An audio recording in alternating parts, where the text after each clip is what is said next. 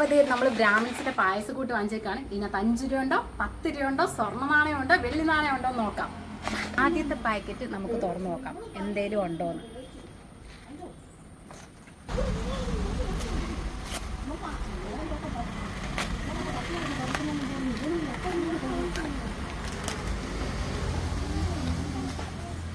₹5 നമുക്കൊരു പഴയ 5 രൂപ കിട്ടിയിരിക്കുകയാണ്. ഇതിനകത്ത് ചിപ്പി 5 രൂപ കിട്ടി.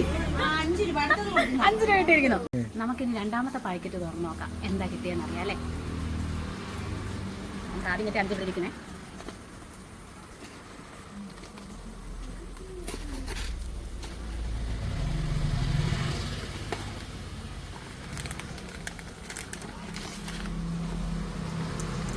ഇതിനകത്തും 5 രൂപ. ഇവരെല്ലാവർക്കും 5 രൂപ മാത്രമേ തരുമെന്ന് തോന്നുന്നുള്ളൂ. കണ്ടോളൂ 2 പാക്കറ്റ് വാങ്ങിച്ചപ്പോൾ 2 5 രൂപ.